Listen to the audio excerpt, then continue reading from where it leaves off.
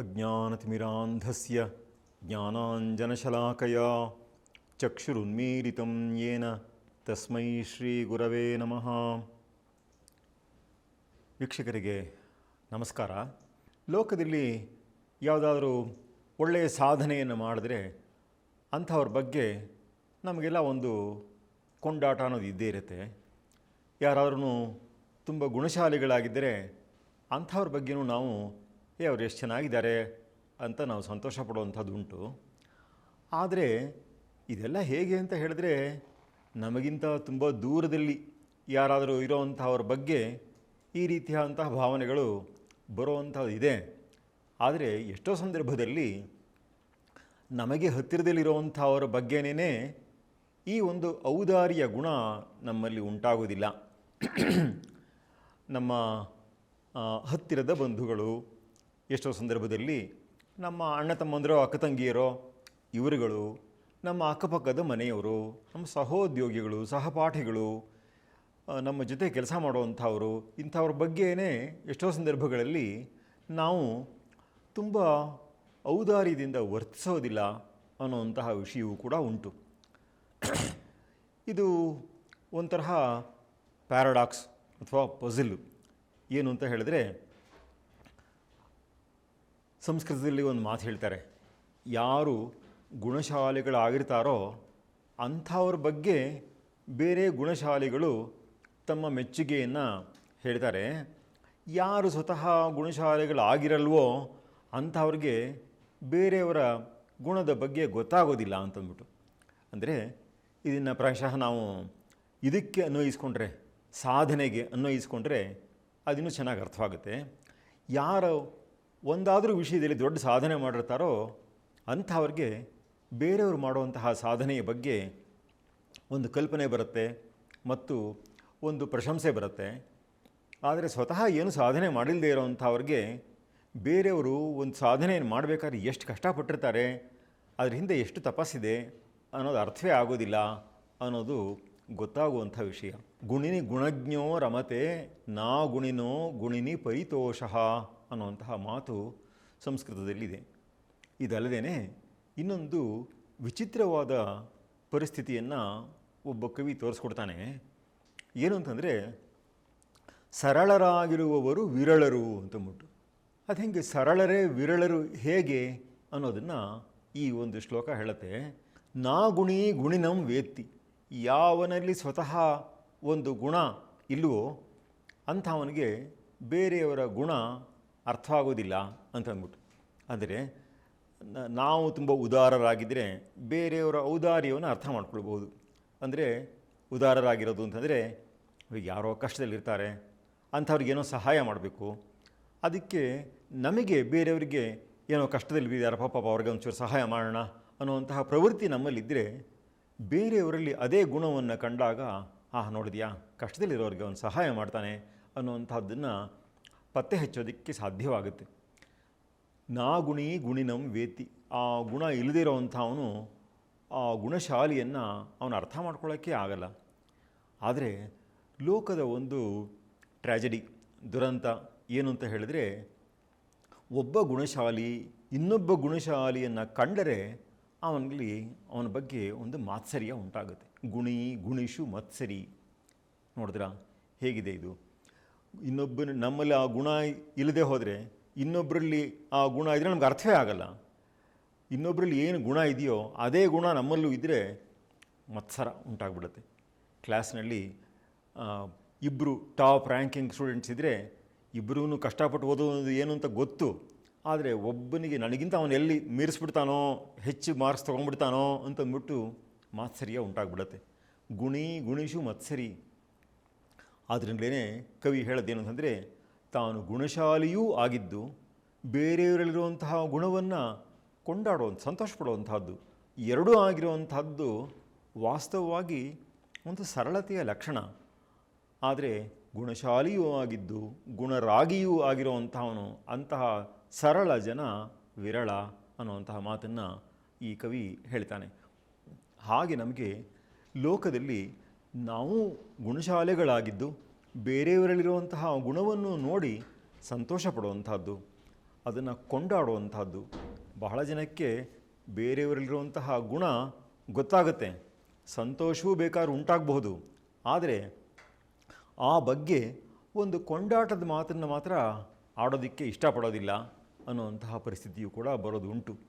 ಆದ್ದರಿಂದ ಗುಣಿಯೂ ಆಗಿದ್ದು ಗುಣರಾಗಿ ಅಂದರೆ ಗುಣವಿದ ವಿಷಯದಲ್ಲಿ, ಅಂದರೆ ಬೇರೆಯವರಲ್ಲಿರುವಂತಹ ಗುಣಗಳ ವಿಷಯದಲ್ಲಿ ಒಂದು ರಾಗ ಅಂದರೆ ಒಂದು ಸಂತೋಷ, ಅದರ ಬಗ್ಗೆ ಒಂದು ಅಭಿನಂದನೆ, ಈ ರೀತಿ ಇರುವಂತಹ ಜನರು ತುಂಬ ವಿರಳ ಅನ್ನುವಂಥದ್ದನ್ನು ಈ ಕವಿ ಹೇಳ್ತಾನೆ. ಇಂಗ್ಲೀಷ್ನಲ್ಲಿ ಒಂದು ಮಾತು ಹೇಳ್ತಾರೆ, jealousy is the foolish child of pride ಅಂತಂದ್ಬಿಟ್ಟು. ಸಂಸ್ಕೃತದಲ್ಲೂ ಕೂಡ ಈ ಮದ ಮಾತ್ಸರ್ಯ ಈ ಎರಡೂ ಒಟ್ಟಿಗೆ ಹೋಗುತ್ತೆ. ಯಾರಿಗೆ ಮದ ಜಾಸ್ತಿ ಇರುತ್ತೋ ಅಂಥವ್ರಿಗೆ ಮಾತ್ಸರ್ಯನೂ ಜಾಸ್ತಿ ಬರುವಂಥದ್ದು.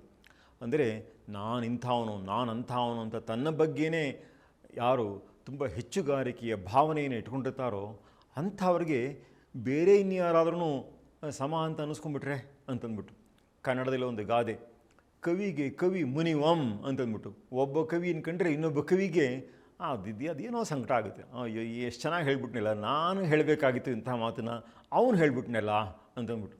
ಸಂಸ್ಕೃತದಲ್ಲಿ ಇದನ್ನು ಹೇಳ್ತಾರೆ, ಪಂಡಿತಂ ದೃಷ್ಟ್ವಾ ಶ್ವಾನವದ್ ಗುರ್ಗುರಾಯತೆ ಅಂತಂದ್ಬಿಟ್ಟು. ಒಬ್ಬ ಪಂಡಿತನಿಗೆ ಇನ್ನೊಬ್ಬ ಪಂಡಿತನ ಕಂಡ್ರೆ ಅದೇನೋ ಗುರ್ರಣತೆ ಅಂತಂದ್ಬಿಟ್ಟು ಅಂತ.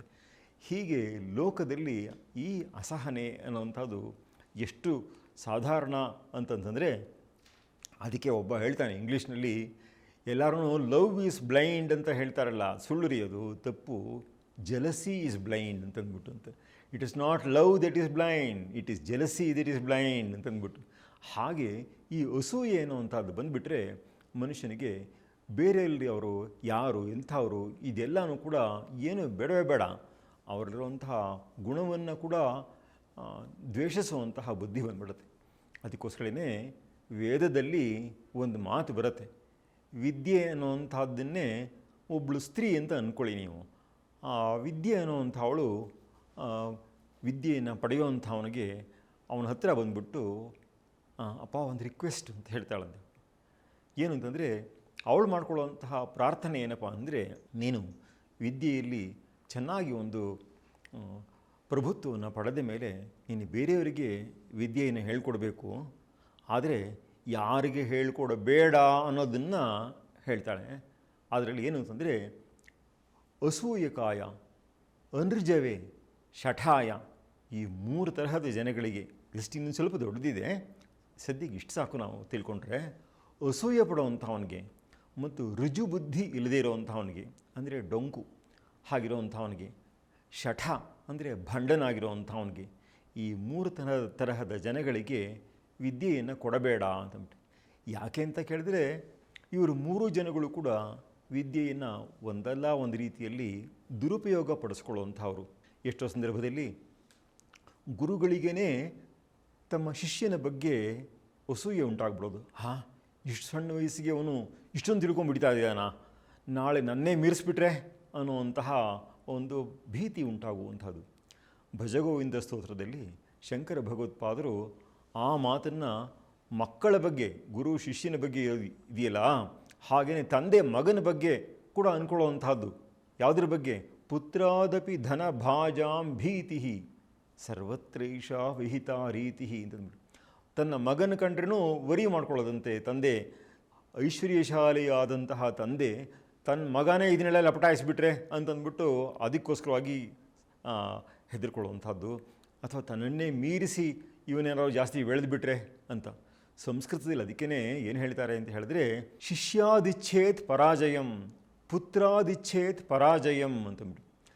ತಂದೆ ಐಶ್ವರ್ಯವಂತನಾಗಿದ್ದರೆ ನನ್ನ ಮಗ ನನಗಿಂತಲೂ ಐಶ್ವರ್ಯವಂತನಾಗಲಿ, ನನ್ನನ್ನು ಮೀರಿಸಲಿ ಅಂತ ಆಸೆ ಪಡಬೇಕಂತೆ. ಗುರು ತನ್ನ ಶಿಷ್ಯ ನನ್ನನ್ನು ವಿದ್ಯೆಯಲ್ಲಿ ನನ್ನನ್ನು ಮೀರಿಸಲಿ, ಇನ್ನೂ ಚೆನ್ನಾಗಿ ವಿದ್ಯಾವಂತನಾಗಲಿ ಅಂತಂದ್ಬಿಟ್ಟು ಆಸೆ ಪಡಬೇಕಂತೆ. ನಾವು ಸಾಮಾನ್ಯವಾಗಿ ಇಂಥದನ್ನ ಆಸೆ ಪಡು, ಇಂಥದನ್ನ ಆಸೆ ಪಡಬೇಡ ಅಂತ ಯಾರೂ ರೂಲ್ ಮಾಡೋಕ್ಕಾಗೋದಿಲ್ಲ. ಆದರೆ ಈ ಶ್ಲೋಕ ಏನು ಹೇಳುತ್ತೆ ಅಂದರೆ, ಇಂಥದನ್ನ ಆಸೆ ಪಡು, ಇಂಥದನ್ನ ಆಸೆ ಪಡಬೇಡ ಅನ್ನೋದನ್ನೇ ಹೇಳುತ್ತೆ. ಗುರು ಮತ್ತು ತಂದೆ ಅವರು ತಮ್ಮ ಶಿಷ್ಯ ಮತ್ತು ಪುತ್ರನಿಂದ ಸೋಲಬೇಕು, ಅಂತಹ ರೀತಿಯಲ್ಲಿ ಅವರು ಮುಂದಕ್ಕೆ ಬರಲಿ ಅಂತ ಆಸೆ ಪಡಬೇಕು ಅಂತ ಹೇಳುತ್ತೆ. ಸಂಸ್ಕೃತದಲ್ಲಿ ಈರ್ಷ್ಯೆ, ಅಸೂಯೆ ಅಂತ ಎರಡನ್ನು ಹೇಳ್ತಾರೆ. ಈರ್ಷ್ಯೆ ಅಂತಂದರೆ ಏನಂತಂದರೆ ಬೇರೆಯವರಲ್ಲಿರುವಂತಹ ಒಳ್ಳೆಯ ಗುಣಗಳನ್ನು ಸಹಿಸೋಕ್ಕಾಗದೇ ಇರೋವಂಥದ್ದು, ಅದು ಈರ್ಷ್ಯೆ ಅಂತ ಅನ್ನಿಸ್ಕೊಳ್ಳುತ್ತೆ. ಅಸೂಯೆ ಅನ್ನುವಂಥದ್ದು ಇನ್ನೂ ಡೀಪರು. ಅದೇನು ಅಂತಂದರೆ ಬೇರೆಯವರಲ್ಲಿ ಏನೋ ಒಂದು ಗುಣ ಕಂಡ್ರೆ ಅದನ್ನೇ ದೋಷವಾಗಿ ತೋರಿಸುವಂಥದ್ದು. ಯಾರು ಪಂಕ್ಚುವಲ್ಲಾಗಿ ಟೈಮಿಗೆ ಸರಿಯಾಗಿ ಬರ್ತಾರೆ ಅಂತ್ಕೊಳ್ಳಿ, ಅವನಿಗೆ ಮಾಡೋಕ್ಕೆ ಕೆಲಸ ಇಲ್ಲ, ಅದಕ್ಕೆ ಬಂದುಬಿಡ್ತಾನು. ನಾವು ಒಂದು 2 ನಿಮಿಷ ಆಗಿಬಿಟ್ರೆ ನಾ ಎಷ್ಟು ಮುಂಚೆ ಬಂದೆ ಅಂತಂದ್ಬಿಟ್ಟು ನಮ್ಮನ್ನೇ ಅಣಗಿಸ್ತಾನೆ ಅಂತಂದ್ಬಿಟ್ಟು ಅವನನ್ನು ಹಂಗಿಸೋದು. ಬೇರೆಯಲ್ಲಿರುವಂತಹ ಗುಣವನ್ನೇ ದೋಷವನ್ನಾಗಿ ತೋರಿಸೋದು. ಅವನು ದಾನಶೀಲನಾಗಿದ್ದರೆ ಅವನಿಗೇನು ಬೇಕಾಷ್ಟು ದುಡ್ಡಿದೆ, ಕೊಡೋದಕ್ಕೇನು ಕಷ್ಟ, ನಮಗೆ ಇರೋದು ಕಷ್ಟ ಅಂತಂದ್ಬಿಟ್ಟು ಈ ರೀತಿಯಾಗಿ ಗುಣವನ್ನೇ ದೋಷವನ್ನಾಗಿ ಹೇಳುವಂಥದ್ದು. ಹೀಗೆ ಇಂಥದ್ದಕ್ಕೆ ಅಸೂಯೆ ಅಂತ ಹೇಳ್ತಾರೆ. ಸಂಸ್ಕೃತದಲ್ಲಿ ಭಗವದ್ಗೀತೆ ಇರಬಹುದು, ಮನುಸ್ಮೃತಿ ಇರಬಹುದು, ಅದರಲ್ಲೆಲ್ಲನೂ ಕೂಡ ಹಲವಾರು ಬಾರಿ ಹೇಳುವಂಥದ್ದು ಶ್ರದ್ಧಾಶಾಲಿಯಾಗಿರಬೇಕು ಮತ್ತು ಅನಸೂಯನಾಗಿರಬೇಕು, ಅಸೂಯೆ ಇಲ್ಲದಂಥವನಾಗಿರಬೇಕು, ಅಂಥವನು ತುಂಬ ಮುಂದಕ್ಕೆ ಬರ್ತಾನೆ ಅಂತ. ಮನುಸ್ಮೃತಿಯಲ್ಲಿ ಹೇಳುವಂಥದ್ದು ಯಾವನಲ್ಲಿ ಶ್ರದ್ಧೆ ಇದೆಯೋ ಮತ್ತು ಅಸೂಯೆ ಇಲ್ವೋ ಅಂಥವನು 100 ವರ್ಷ ಬಾಳ್ತಾನೆ ಅಂತಂದ್ಬಿಟ್ಟು, ಅವನು ಆಚಾರನಿಷ್ಠನಾಗಿದ್ದ ಪಕ್ಷದಲ್ಲಿ 100 ವರ್ಷ ಅವನು ಬಾಳ್ತಾನೆ ಅಂತಂದ್ಬಿಟ್ಟು. ಭಗವದ್ಗೀತೆಯಲ್ಲಿ ಕೃಷ್ಣ ಹೇಳುವಂಥದ್ದನ್ನು ಕೊನೆಯಲ್ಲಿ ಯಾರು ಅನಸೂಯರಾಗಿರ್ತಾರೋ ಅಂಥವರಿಗೆ ಈ ವಿದ್ಯೆಯನ್ನು ಕೊಡು ಅಂತಂದ್ಬಿಟ್ಟು ಅಂತ. ಅಸೂಯೆ ಅನ್ನೋ ಪದ ಹೇಗೆ ಬಂದಿದೆ? ಸಂಸ್ಕೃತದಲ್ಲಿ ಶೂ ಅಂತ ಒಂದು ಧಾತು ಇದೆ. ಅದು ಪ್ರಸವೈಶ್ವರ್ಯ ಯೋಹೋತ, ಪ್ರಸವಕ್ಕೂ ಕೂಡ ಆ ಧಾತುವನ್ನು ಬಳಸ್ತಾರೆ ಮತ್ತು ಐಶ್ವರ್ಯಕ್ಕೂ ಅದನ್ನು ಬಳಸ್ತಾರೆ. ಸವ ಅಂತಂದರೆ ಯಜ್ಞ, ಮತ್ತು ಅದರಲ್ಲಿ ಆ ಸೋಮಲತೆಯಿಂದ ಆ ರಸವನ್ನು ಹಿಂಡುವಂತಹದ್ದು, ಅದಕ್ಕೆ ಅದನ್ನು ಹೇಳುವಂತಹದ್ದು. ಅದು ನಮ್ಮಲ್ಲಿ ಒಂದು ಸತ್ ಪ್ರವೃತ್ತಿಯನ್ನು ಉಂಟು ಮಾಡುವಂಥದ್ದು. ಆದರೆ ಅದಿಲ್ಲದೆ ಹೋದ ಪಕ್ಷದಲ್ಲಿ ಮನುಷ್ಯ ಹಾಳಾಗ್ಬಿಡ್ತಾನೆ ಅನ್ನುವಂಥ ಮಾತು ಅಲ್ಲಿ ಬರುವಂತಹದ್ದು. ಆದ್ದರಿಂದ ಅಸೂಯ ಶಾಲಿಗಳಿಗೆ ತುಂಬ ತೊಂದರೆಯನ್ನು ಉಂಟು ಮಾಡುವಂತಹದ್ದು ಅನ್ನೋದನ್ನು ಅಲ್ಲಿ ಹೇಳುತ್ತೆ. ಹಾಗೆ ಇಂತಹ ಅಸೂಯ ಗುಣವನ್ನು ಬಿಟ್ಟು, ಒಂದು ಅಸೂಯ ದೋಷವನ್ನು ಬಿಟ್ಟು ನಾವು ಅನಸೂಯರಾಗಿರಬೇಕು ಅನ್ನುವಂಥ ಮಾತನ್ನು ಹೇಳುತ್ತೆ. ಸೂಯ ಅನ್ನುವಂಥದ್ದು ಯಜ್ಞ ಪ್ರವೃತ್ತಿ. ಆ ಯಜ್ಞ ಪ್ರವೃತ್ತಿ ಅನ್ನೋದು ಇಲ್ಲದೆ ಹೋದ ಪಕ್ಷದಲ್ಲಿ ಮನುಷ್ಯ ಮೇಲೆ ಬರೋದಕ್ಕೆ ಸಾಧ್ಯವಿಲ್ಲ, ಉದ್ಧಾರವಾಗೋದಕ್ಕೆ ಸಾಧ್ಯವಿಲ್ಲ. ಅಂದರೆ ಉದ್ಧಾರವಾಗೋದಕ್ಕೆ ಏನು ಅವಶ್ಯಕ, ಯಾವ ಗುಣ ಅವಶ್ಯವೋ ಅದನ್ನು ಅದು ಬ್ಲಾಕ್ ಮಾಡಿಬಿಡುತ್ತೆ, ತಡೆದು ಬಿಡುತ್ತೆ ಅನ್ನೋ ಕಾರಣಕ್ಕೋಸ್ಕರವಾಗಿ ನಾವು ಈ ಅಸೂಯೆ ಅನ್ನುವಂತಹದ್ರಿಂದ ದೂರ ಇರಬೇಕು. ಅದು ತಾನಾಗಿ ಉಂಟಾಗ್ಬಿಡತ್ತೆ. ಆದ್ದರಿಂದ ಅದರ ಬಗ್ಗೆ ಎಚ್ಚರವಿರಬೇಕು ಅನ್ನೋಂಥ ಮಾತನ್ನು ನಾವೆಲ್ಲರೂ ಸ್ಮರಿಸಿಕೊಳ್ಳಬೇಕು. ನಮಸ್ಕಾರ.